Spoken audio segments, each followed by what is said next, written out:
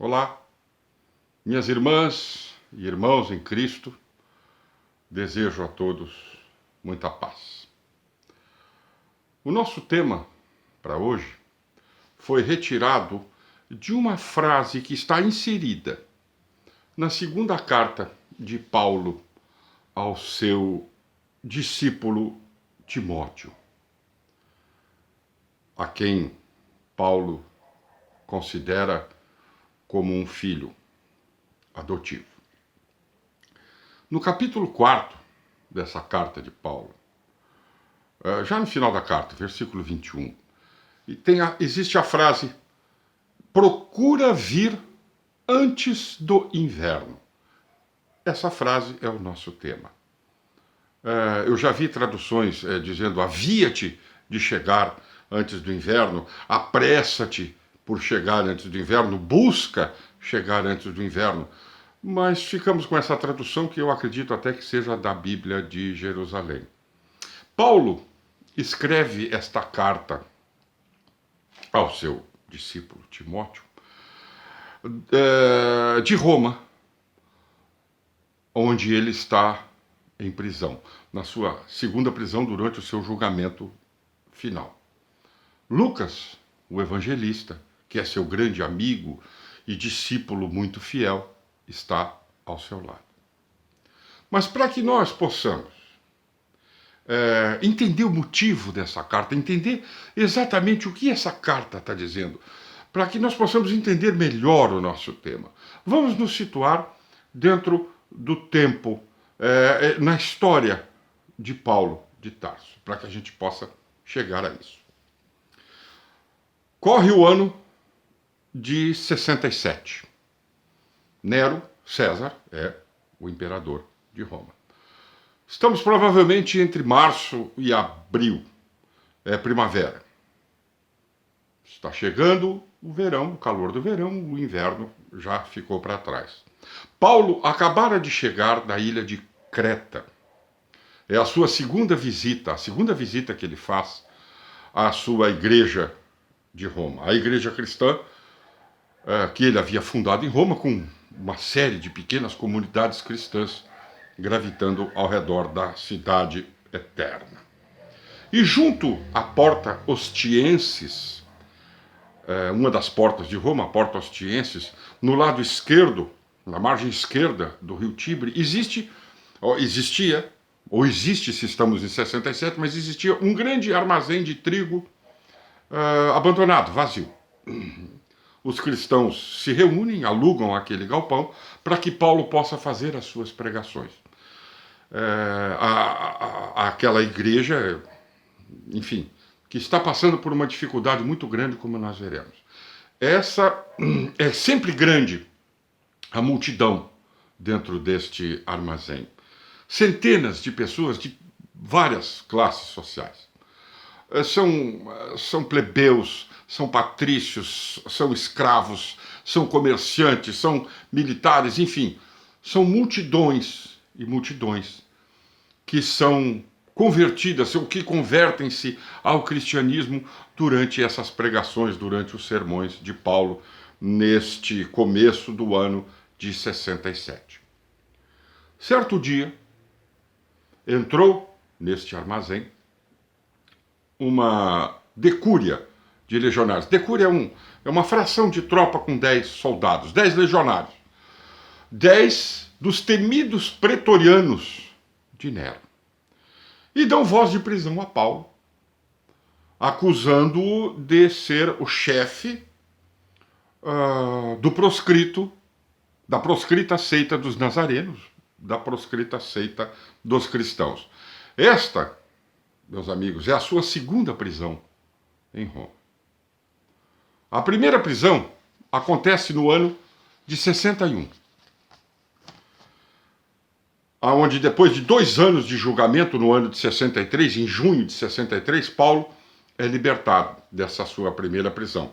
Terminava com a sua absolvição porque Nero entendia, ele havia sido acusado de professar, e não de chefiar, mas de professar o cristianismo, isso 6 anos antes dessa segunda prisão, em 67. Ele era acusado de professar o cristianismo.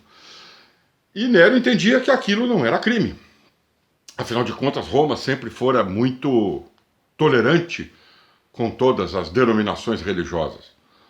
O exército entrava, conquistava uma província, estabelecia naturalmente com força as suas leis, as leis do império, mas acatava que as religiões pudessem ser seguidas à vontade. Quer orar a Jeová? Tudo bem. Quer orar a Baal? Muito bem. Quer orar a Dionísio? Não tem problema. Cada um na sua, desde que respeitemos as leis do Império Romano. Esse conforto para as religiões vai terminar por volta do ano 91, 93, com o Domiciano, que é o último dos 12 Césares, né? dos 12 grandes Césares importantes, o último dos grandes imperadores. Paulo, então, é posto em liberdade. Ele vai pela primeira vez a esse grande armazém abandonado, reúne uma grande multidão. Dizem que era 1 milhar de pessoas acotoveladas no calor de Roma, era junho de 63. E Paulo se despede da sua igreja e parte para o Oriente. Acontece que no mês de julho do ano seguinte, do ano de 64, Roma arde o seu pavoroso incêndio. Durante 7 dias, a cidade antiga de Roma é totalmente destruída. São milhares de pessoas que perdem as suas vidas ali, naquele incêndio da Cidade Velha. Todos os dedos apontam imediatamente para Nero, culpando, acusando de atear fogo em Roma. Afinal de contas, Nero jactava-se, ele dizia vaidosamente a todo mundo que ele era um grande artista, um grande poeta, um grande músico, um grande arquiteto, e o seu grande sonho, e isso era do conhecimento de todos, era construir uma grande Roma brilhante de mármore sobre a cidade velha, que era feita de madeira e de barro, e era um lugar insalubre. Mas Nero, então, quando vê a pressão muito grande para cima de si, logo desvia a culpa e coloca nos cristãos. E a coisa é mais ou menos aceita, porque fica fácil, os cristãos não eram muito bem vistos. Então os cristãos começam, a partir daí, a serem perseguidos. E a perseguição é muito grave, não é? Os cristãos são queimados vivos, são atados em postes e são incendiados, são queimados vivos, iluminando a noite das ruas de Roma, o circo romano. São famílias inteiras são jogadas no circo para alimentar as feras, os leões, os tigres, brigar com os ursos, enfim. E é aí que eles então recorrem às comunidades cristãs para continuar mantendo a sua fé, o seu relacionamento, recorrem ao uso das catacumbas, as famosas catacumbas romanas que abrigaram os cristãos romanos dos primeiros tempos. Eram os cemitérios subterrâneos de Roma. E há fortes evidências de que Paulo e Pedro também tenham ido pregar aos romanos, aos cristãos romanos, dentro dessas catacumbas. É o ano de 64. Paulo havia saído de 63 e tinha ido para o Oriente. Então, com a sua igreja em perigo, o que faz Paulo? Ele entende a fé pode balançar no momento de dureza, se aquelas pessoas que ali estão não têm uma fortaleza moral, não têm uma base sólida de virtudes cristãs que ele vai estabelecer. Quais são essas virtudes mais tarde? E ele então resolve retornar para dar o seu sacrifício pessoal como testemunho. Por isso, dessa sua segunda prisão em 67. E que diferença essa segunda prisão daquela primeira no ano de 61, quando 2 anos depois ele foi absolvido. Em 61, Paulo havia sido acusado de professar o cristianismo em praça pública. Como ele fazia? Ele era apedrejado, escorraçado, mas ele divulgava, ele difundia, ele evangelizava em praça pública. E ele é acusado de professar o cristianismo diante do templo dos outros deuses romanos e vai ser, por isso, julgado. Paulo era Paulo era filho de um rico comerciante romano. Ele nasceu na cidade de Tarso, na Cilícia, onde hoje é a Turquia. Mas seu pai era romano, com ligações com o judaísmo farisaico em Jerusalém. Ele falava grego, ele falava o latim, ele falava o aramaico, ele falava o hebraico. Então Paulo era um homem esclarecido, um homem de letras, um homem educado, um intelectual para a sua época. E ele foi ser julgado, então, por um questor, um pretor, um juiz monocrático daquela província. E 3 eram os destinos possíveis para Paulo: ser mandado para o circo para lutar como gladiador. Paulo lutando como gladiador, veja. Ser vendido como escravo ou ser mandado para os trabalhos forçados, os chamados galés. É claro que nenhum dos 3 destinos importava a Paulo, e ele já era um homem de uma certa idade e não ia sobreviver muito tempo. Então ele, como cidadão romano, levanta e diz: olha, eu sou um cidadão romano e apelo para o direito de ser julgado por César em Roma. Eu quero ser julgado pelo imperador em Roma. Então ele é embarcado num navio, acatam o pedido dele, ele é embarcado num navio com mais 200 presos, e aí sofre o grande naufrágio no mar Mediterrâneo, que faz parte da história, está no Atos dos Apóstolos, um naufrágio horroroso. Durante 15 dias o navio é jogado sem governabilidade nenhuma, não tem mais mastro, não tem vela, todo mundo corre para dentro dos porões, todas aquelas pessoas. E eles ficam ali sem água, sem fome, durante 15 dias e 15 noites. Lucas, que é o seu grande amigo e seu grande discípulo, o Lucas Evangelista, é médico e corre de um lado para o outro. E conta o Atos dos Apóstolos que um anjo aparece a Paulo no interior do navio e diz: calma, não se amofine. Nada disso aqui vai sobrar, tudo vai ser destruído, mas nenhum de vocês vai perecer, ninguém vai morrer. E com efeito, isso acontece. O navio arrebenta-se contra as pedras e ninguém, os 200 prisioneiros, mais a tripulação e mais os soldados que guarneciam os prisioneiros, foram socorridos, ninguém morreu, foram socorridos por uma comunidade cristã de uma das ilhas próximas da Sicília, e ali eles passam o inverno. É considerado o grande milagre de Paulo, o primeiro, talvez, grande milagre de Paulo. E então ele é enviado, depois desses 2 meses de inverno, novamente para Roma, e se apresenta a César. E como romano que era, ele tem o direito de aguardar o final do seu processo num instituto do direito romano chamado Custódia Militaris.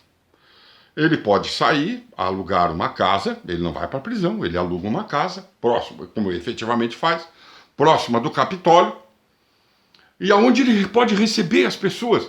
Ele conversa com os cristãos, ele educa os cristãos, ele orienta a igreja sobre o que fazer, ele escreve muitas e muitas das suas cartas aí nessa prisão, mas é custódia militar, porque tem legionário romano postado à sua porta para impedir que ele saia. Depois ele vai ser julgado e liberado, como nós acabamos de conversar. Mas agora, em 67, a coisa foi bem diferente. Os cristãos eram acusados de incendiar Roma. E se senadores, patrícios, pessoas ricas, famílias nobres de Roma estavam sendo mandadas para o circo e queimados vivos em postes, Paulo não ia receber custódia militar. Aguardando o seu julgamento, Paulo, acusado de ser o líder dos cristãos, inclusive que haviam incendiado Roma, é mandado para uma prisão chamada Mamertina, a famosa prisão Mamertina. É uma prisão horrorosa, uma prisão subterrânea, fria, úmida, insalubre. E a recepção de Paulo nessa prisão pelo comandante e pelos soldados já foi logo de cara um espancamento. Paulo foi açoitado, chicoteado e jogado no fundo da masmorra. E então Lucas, sempre seu amigo, fiel escudeiro Lucas, apresenta-se ao comandante da guarnição e diz: olha, eu sou médico, eu sou romano, de origem grega, mas sou romano, e sou amigo de Paulo, gostaria de entrar e cuidar das feridas dele, cuidar dele, tá, da roupa e tal. E o comandante permite que Lucas entre, mas veja bem, não porque o comandante era uma pessoa maravilhosa, estava inspirada por Deus, pelo Espírito Santo, não. Acontece que Paulo só podia morrer por vontade de César, tendo a sua cabeça decepada, ele teria que ser decapitado por uma espada romana.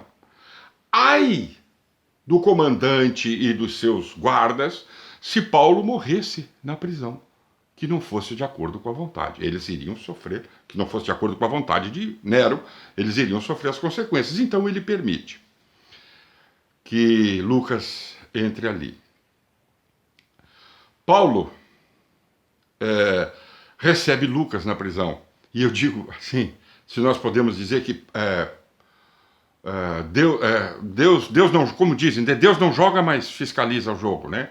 Se nós podemos ser um pouco mais educados, dizemos assim, que na economia divina nada é desperdiçado, nada sai do rumo que Deus quer, ou ele aproveita tudo que se faz.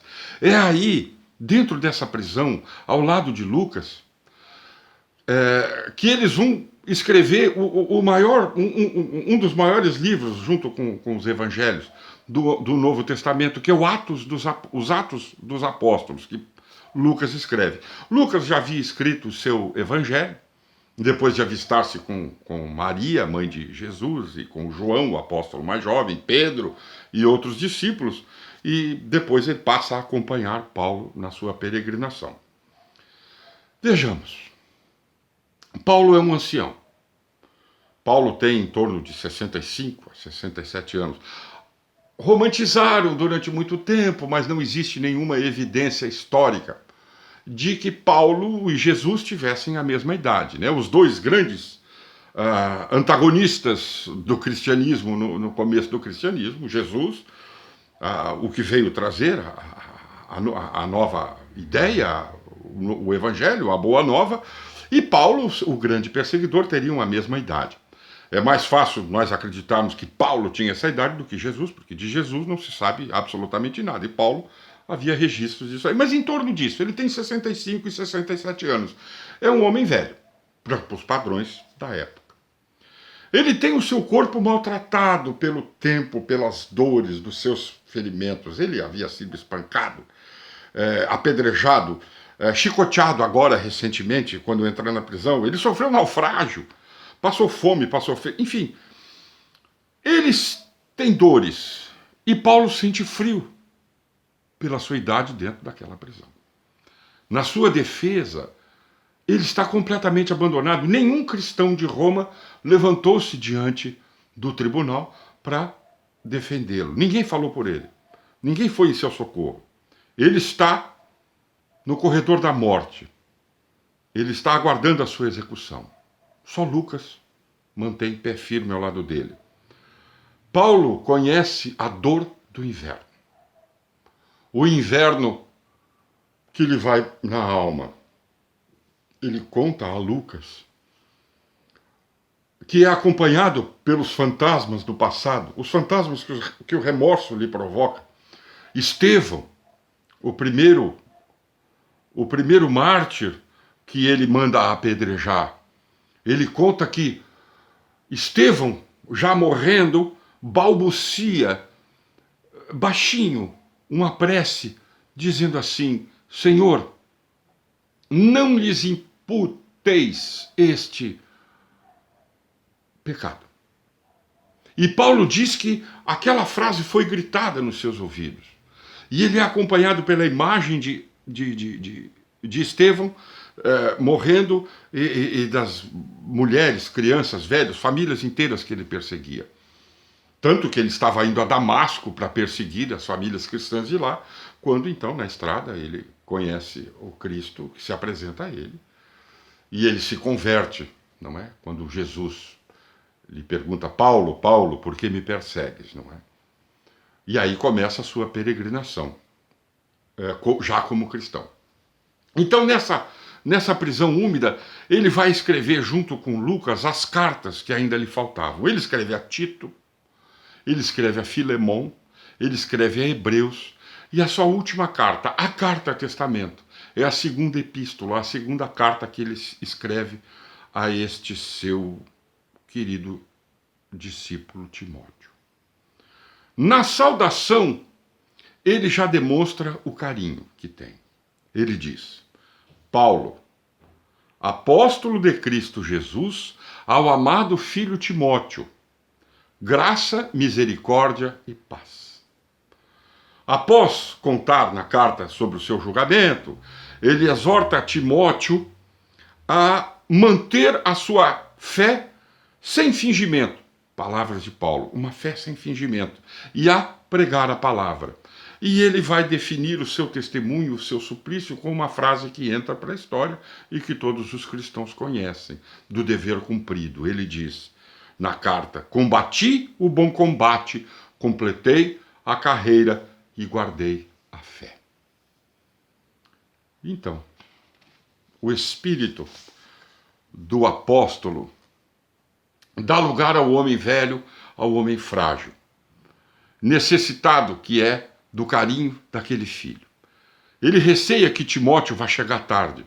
Ele diz: procura vir ter comigo depressa, e quando vires, traze a capa que eu deixei em Troade, na casa de Carpo, bem como os meus livros e especialmente os meus pergaminhos. Vejam, esses eram as paixões daquele velho, daquele herói do cristianismo. A sua capa, porque ele sente frio. Os seus livros, porque ele os ama. E os seus pergaminhos, que é onde ele coloca a sua fé em palavras para todos. E aí, na saudação final dessa carta, aonde ele pede a Timóteo que saúde em nome dele, Paulo, a outros cristãos conhecidos, como Prisca, Áquila, Onesíforo, tem uma frase pendurada no meio dessa, que não cabe, ela não se encaixa ali, ela diz simplesmente assim: procura vir antes do inverno. Procura vir antes do inverno. Não existe notícia da chegada de Timóteo a tempo de ver Paulo ainda vivo. Os romanos eram muito ciosos da sua administração e registravam todos que entravam e saíam. Então, provavelmente Timóteo não chegou. Em fins desse ano de 67, já era inverno, portanto, Paulo é levado para fora dos portões de Roma, pela Via Laurentina, a um local ermo, onde ele é decapitado pela espada de um legionário. Paulo estava só, cercado apenas pelos seus guardadores, pelos seus guardas, seus legionários. Nem de Lucas se tem mais nenhuma notícia. Há uma especulação de que Pedro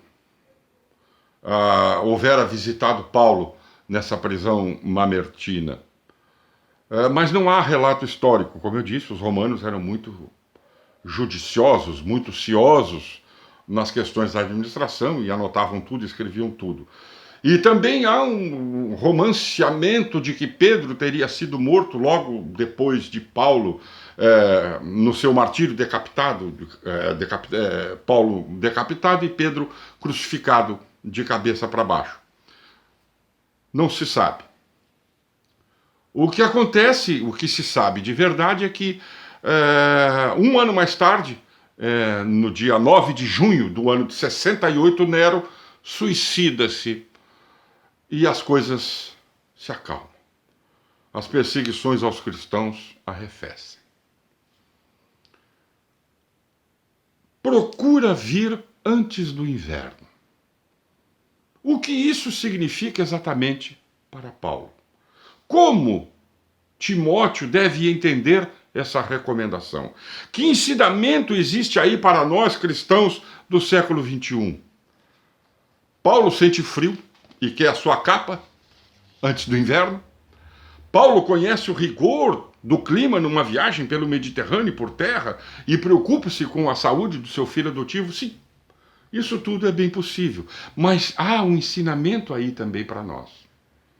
Emmanuel, no seu livro Vinha de Luz, no capítulo 66, ele nos pede uma interpretação espiritual desta passagem, dessa carta de Paulo a Timóteo. Ele pergunta quantos de nós só nos recordamos de Jesus e dos seus emissários somente quando o inverno rigoroso chega em nós, quando chega o rigor do nosso sofrimento. E ele diz: quantas almas se lembram do Salvador somente em hora de neblina espessa, de tempestade ameaçadora, de gelo pesado e compacto sobre o coração?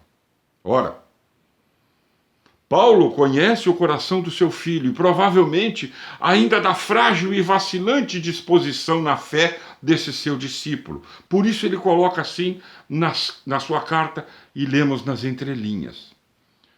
Ele diz: por esta razão, pois, eu te admoesto para que reavives o dom de Deus que há em ti. Não te envergonhes do testemunho do nosso Senhor e nem do seu encarcerado, que sou eu. Ele costumava sempre dizer a todos: eu sou o prisioneiro do Cristo. Participa comigo dos sofrimentos a favor do Evangelho. Mantém o padrão das sãs palavras que de mim ouvistes com fé e com o amor que está em Cristo Jesus. O grande ensinamento. Guarda o bom depósito diante do Espírito Santo. O que isso diz a nós? É imprescindível viver em harmonia com as leis e com os ensinamentos do Cristo, guardando este bom depósito de virtudes cristãs que Paulo enumera como sendo a fé, a esperança e o amor, que ele cita em grego como caritas. E a essas três, fé, esperança e amor, o poeta cristão Prudêncio, lá no século IV, vai acrescentar ainda a humilitas, ou seja, a humildade. Adquirir-se este padrão moral antes dos momentos angustiosos e conflitantes chegarem nas nossas vidas, antes do inverno chegar às nossas vidas, antes das provações chegarem. Se isso acontece sem uma base de virtudes, as dificuldades vão se converter para nós em sofrimento, em martírio. O aprendiz do Cristo, o discípulo do Cristo, não pode se sujeitar aos caprichos egoístas da vaidade e do orgulho. O inverno é um período abençoado de provação e de renovação necessárias. Mas só os fortes resistem às provas sem comprometer-se ainda mais. O que Paulo está dizendo a Timóteo é: olha, filho, eu serei morto em breve. Ou você vem agora, Timóteo, ou você nunca mais terá a oportunidade de estar comigo. Você nunca mais terá a oportunidade de estender a sua mão a mim. Você não terá mais a oportunidade de oferecer o seu ombro amigo na hora da minha dor, na hora desta minha angústia. Isso serve para nós também. É uma verdade que nos desafia. Precisamos nos apressar. Não podemos nunca deixar nem a aquisição e nem a exposição dessas virtudes a serem adquiridas para depois. Quantas vezes o orgulho não nos permite vencer a simples distância de um abraço? Se você tem que dizer a alguém: eu te perdoo, faça isso hoje. Lembre-se da recomendação de Jesus: reconcilia-te com o teu adversário enquanto estás a caminho. Faça isso hoje. Vence o orgulho. Vai e perdoa. Vai e pede perdão. Se você precisa pegar os seus filhos no colo, abraçá-los, dar-lhes atenção, faça isso hoje. Desligue-se um pouco do seu trabalho, da vida virtual, do computador, da internet. Desligue-se disso. Veja o seu filho brincando. Veja seus filhos com os olhos de ver. Mas faça isso hoje. Se você tem que dizer para o seu marido, para a sua esposa, para o seu companheiro, sua companheira, para o seu irmão, para o seu amigo, eu te amo, não deixe para depois. Faça isso hoje. Se você tem que botar a mão no bolso e dar uma oferta para alguém que está passando por uma necessidade, faça isso hoje. Se você ainda não tem a capacidade de reconhecer os seus erros quando alguém os aponta, vence o teu ego inflado ainda hoje. Aprende hoje que o orgulho e a vaidade nos colocam nos altares que a morte derruba.